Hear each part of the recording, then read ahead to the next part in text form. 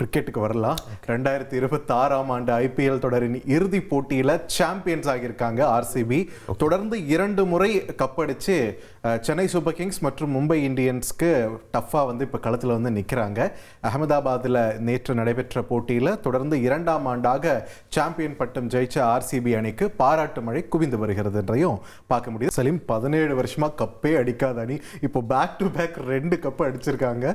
So victorious மொமெண்ட்ன்றதை தாண்டி மிகவும் ஒரு மகிழ்ச்சி ததும்பக்கூடிய ஒரு மொமெண்ட்டாக ஆர்சிபி அணிக்கும் அவங்களோட ரசிகர்களுக்கும் மாறி இருக்கிறது.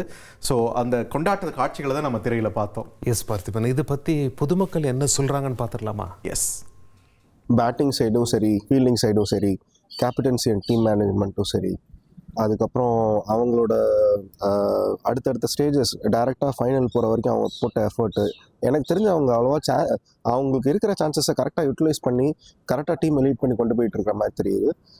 இப்போ ஐபிஎல்ல விளையாடுற டீமில் ஒரு ஒன் ஆஃப் த ஸ்டேபிள் டீம்ன்றதை ஆர்சிபி ஷுவராக சொல்லலாம். ஆர்சிபி வின் பண்ணது வந்து பவுலிங்க்கு வந்து நிறைய அமௌண்ட் வந்து ஆர்சிபி ஒதுக்கி நல்ல பவுலர்ஸை உண்டு பண்ணனால தான் ஆர்சிபி வந்து ஜெயிச்சுது. விராட் கோலியோடைய ஆட்டம் வந்து ரொம்ப விறுவிறுப்பாகவும் சுறுசுறுப்பாக இருந்தது.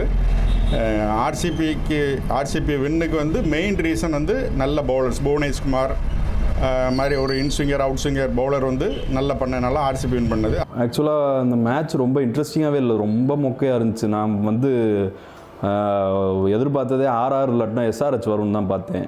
இந்த மேட்ச் ரொம்ப ஸ்லோ, ரொம்ப அதையும் இவங்க கடைசி வரைக்கும் 18th ஓவர் வரைக்கும் இழுத்து தான் அடிச்சு அது ஜெயிச்சதுக்கு இவங்க சும்மாவே இவங்க கப்பு அங்கேயே இருந்திருக்கலான்ற மாதிரி தான் இருந்துச்சு. ரொம்ப மோசமான மேட்ச்சு. நேற்று நடந்த ஐபிஎல் இறுதி போட்டியில் நான் குஜராத் தான் கப் அடிக்கும்னு நினச்சேன்.